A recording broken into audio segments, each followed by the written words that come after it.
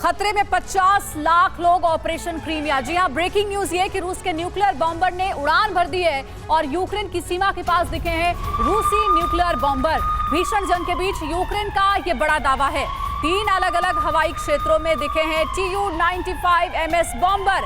ये यूक्रेन का बड़ा दावा है और दावे में ये पता चल रहा है कि रूस अब एक बहुत बड़ी प्लानिंग कर रहा है यूक्रेन को दहलाने के लिए।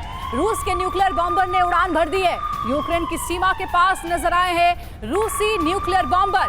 भीषण जंग के बीच यूक्रेन ने यह बड़ा दावा किया है कि 3 अलग अलग हवाई क्षेत्रों में रूस के Tu-95MS बॉम्बर दिखे।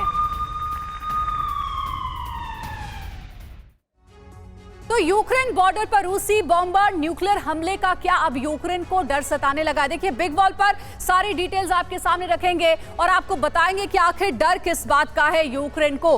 क्या यूक्रेन पर बहुत बड़े हमले की तैयारी कर रहा है रूस? बिना कुछ खर्च किए अपने किचन से होम बेकरी बिजनेस करके 40,000 रुपए महीना कमा रही हैं। आपको भी ये करना है तो फ्रीडम ऐप को अभी डाउनलोड कीजिए। क्योंकि रूसी बॉम्बर दिखे हैं कहां? यूक्रेन के बॉर्डर पर। अब तक बेनतीजा जंग से परेशान किया व्लादिमीर पुतिन अब एटमी हमले की तैयारी में है। अब पुतिन को क्या ये लगने लगा है कि यूक्रेन को न्यूक्लियर अटैक से ही तबाह किया जाएगा?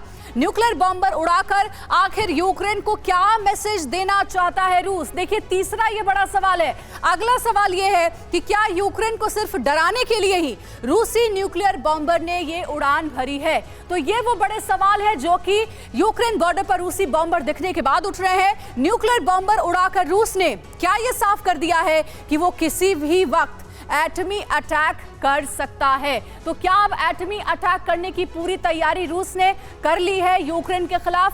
अब इसी पर ज्यादा जानकारी के लिए सीधे यूक्रेन से मेरे सहयोगी आशीष सिंह हमारे साथ जुड़ रहे हैं, उनका रुख करेंगे। आशीष, यूक्रेन के बॉर्डर पर रूसी न्यूक्लियर बॉम्बर नजर आए हैं। क्या अब पुतिन की स्ट्रेटेजी यही है कि यूक्रेन को सिर्फ न्यूक्लियर अटैक से ही तबाह और बर्बाद किया जा सकता है? अब इसी तैयारी के साथ रूसी सेना आगे बढ़ रही है क्या? देखिए, ऐसा नहीं है कि अभी न्यूक्लियर वाला स्टेज आ गया है। अभी उसके बीच में उस थ्रेशोल्ड पे पहुंचने के लिए काफ़ी समय है। क्या किया जा रहा है वो ये कि किसी तरह से मैसेजिंग बहुत स्ट्रांग दी जाए, और ये मैसेजिंग यूक्रेन के लिए नहीं है। यूक्रेन पर कब्जा करने के लिए या फिर यूक्रेन पर किसी तरह का एक्शन करने के लिए रशिया को किसी भी तरह के न्यूक्लियर वेपन की ज़रूरत नहीं है। वो कन्वेंशनल वेपन से, कन्वेंशनल वॉरफेयर से ये सब कुछ कर सकता है। जो मैसेजिंग दी जा रही है रशियन स्ट्रैटेजिक बॉम्बर्स के ज़रिए, वो है नेटो को, वो है अमेरिका को, वो है यूके को, वो है बाकी जो यूरोपीय यूनियन के न्यूक्लियर पावर्ड देश हैं, न्यूक्लियर केपेबल देश हैं, उनके लिए है। और ये मैसेजिंग आगे आने वाले कुछ समय के लिए है। आप देखिए, पैटर्न सा देखिए, 8 अक्टूबर के बाद से लगातार हर 8वें या 10वें दिन एक बड़ा मैसिव मिसाइल वेव का अटैक होता है रशिया की तरफ से, जो कि यूक्रेन के अलग अलग इलाकों में गिरता है। हमने वो काउंटडाउन देखा है जिसकी अभी लेटेस्ट अटैक की अब काउंटडाउन शुरू हो गया है। 15 नवंबर, 23 नवंबर और आज हम 2 दिसंबर पर हैं। तो आप अंदाज़ा लगाइए कि आज, कल या फिर किसी भी दिन अगले 2-4 दिनों में ये हफ्ता खत्म होने से पहले एक और बड़ा रशिया की तरफ से मिसाइल अटैक होगा। मैसेजिंग यहाँ पर बहुत ज़्यादा की जा रही है, जिसमें एक्सीडेंटल एस्केलेशन के चांसेस बहुत ज़्यादा होते हैं।